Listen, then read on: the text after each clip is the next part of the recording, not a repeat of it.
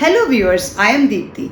Recently, CISE announced major shift in academic curriculum teaching process in line with National Education Policy 2020.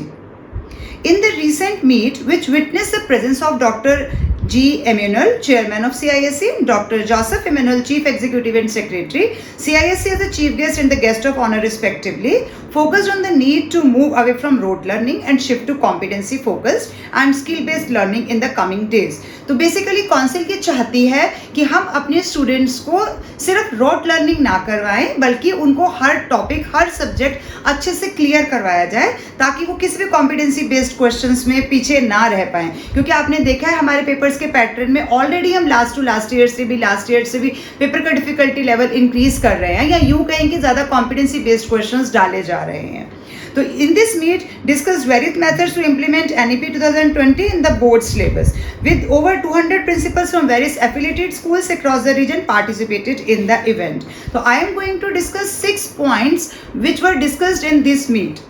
So पहला है respected Joseph Emanuel focused on the need to move away from rote learning and shift to competency focused and skill based learning in the coming days. क्योंकि skill based learning ही है जो आपको life में आगे काम आएगी. तो अभी आप मार्क्स पे फोकस कर रहे हैं, वो अच्छी बात है, लेकिन उसके साथ अगर आप सिर्फ रोट लर्निंग करके वो चीज़ समझ रहे हैं तो उसका कोई फायदा नहीं है. इसीलिए आपने देखा होगा कि डेफिनेशन बेस्ड डायरेक्ट क्वेश्चंस हमारे पेपर्स में अब ऑलरेडी कम हो चुके हैं और आगे और कम हो जाएंगे.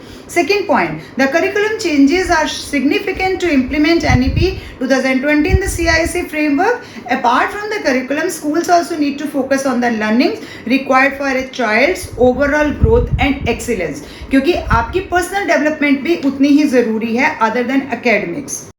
Third point, teaching learning pattern that is more experiential based on curriculum and syllabus prescribed by the council. ने जो syllabus दिया है वो प्रिस्क्राइब्ड होता है, लेकिन उस सिलेबस को हम कितनी बुक से कर सकते हैं ये आपके और आपके टीचर पे कॉम्पिटेंसी पे बेस्ड है कि आप कितना उसको एक्सपेरिमेंट बेस करके करते हो.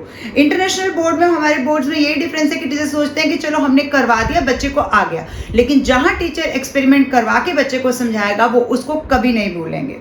Fourth point, need for teachers to have a personal connect with students from the foundation levels of education to the middle level. यानी कि लोअर लेवल में टीचर्स के लिए ये कहा गया है कि वो स्टूडेंट्स के साथ एक अपना पर्सनल कनेक्शन बनाए.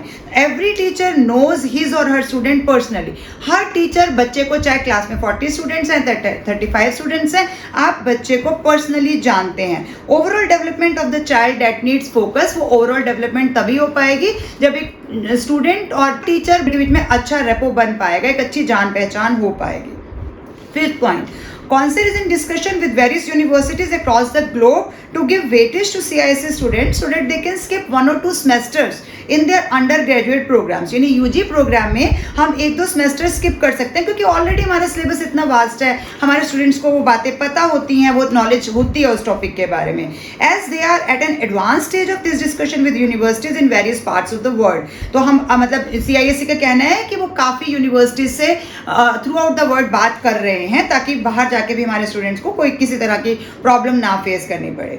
और लास्ट 6 पॉइंट है, heads of the school are asked to take measures to stop the exodus of students from the board after the class 10 examinations. जैसा मैंने अपनी प्रीवियस वीडियो में भी एक बार डिस्कस किया था कि बहुत सारे स्टूडेंट्स क्लास 10 के बाद ICSE को छोड़कर CBSE में चले जाते हैं, किसी और बोर्ड्स में चले जाते हैं, जिसकी वजह से हमारी स्ट्रेंथ जो है ICSE की 10th के बाद 11th-12th में काफ़ी कम हो जाती है. तो उनका कहना है कि हमें ये विड्रॉल, ये डिपार्चर ऑफ स्टूडेंट्स रोकना पड़ेगा, जिसके लिए हमारे को स्टूडेंट को रखने के लिए कॉम्पिटिटिव एग्जाम के लिए तैयार करना है. तो syllabus of CISE is in line with the syllabus of competitive examination, JEE main, NEET, UG, इन सब के लिए हमारे स्टूडेंट्स का सिलेबस अच्छा होता है, मतलब हम अपने स्टूडेंट को अच्छे से प्रिपेयर कर पाते हैं. तो स्कूल्स को ये कहा गया है they should improvise method to help students appearing in the entrance examination, ताकि वो कुछ एक्स्ट्रा कोर्सेज स्कूल में आफ्टर स्कूल या करके कि बच्चा कॉम्पिटिटिव एग्जाम के लिए भी तैयारी कर रहा है ताकि वो ISC में ही कंटिन्यू करें. To make the council student friendly, ये सब पॉइंट्स लिए गए हैं. होप आपको ये सारे पॉइंट समझ में आए होंगे. अपने ICSE और ISC लेवल पे भी competency focused practice questions CISE ने लॉन्च किए हैं, जिसमें बहुत सारे क्वेश्चंस आपके अभी तो 4 सब्जेक्ट्स के लिए रिलीज किया गया. जैसे I am talking about physics, तो इसमें अलग अलग तरह के कई कॉम्पिटेंसी बेस्ड क्वेश्चन सामने रखे गए हैं ताकि स्टूडेंट्स भी और टीचर्स भी ये बच्चों को करवा पाएँ, बच्चे कर पाएँ, ताकि वो बोर्ड में जब ऐसे क्वेश्चन क्वेश्चन सामने आएंगे ट्रिकी, तो वो एकदम से पजल ना हो जाए। जिसमें multiple choice questions, very short answer questions, short answer questions and long answer questions, her type के क्वेश्चंस आंसर की के साथ प्रोवाइड किए गए हैं। अदर देन स्पेसिमेन पेपर भी आपको पता है, इस बार काउंसिल ने बहुत अच्छे कई स्टेप्स ऐसे उठाए हैं जिसके लिए हमें वाकई अप्रिशिएट करना पड़ेगा। तो आंसर की के साथ होने की वजह से आपको भी दिक्कत नहीं आएगी। अगर आप डायरेक्टली भी वो कर पाएंगे तब भी अच्छा है, अदरवाइज मैं भी इन पे वीडियोस बनाऊंगी ताकि मैं ये कॉम्पिटेंसी बेस्ड क्वेश्चंस आप सबके सामने ला पाऊँ। Thank you for watching till the end, keep watching, sharing and subscribe to my channel.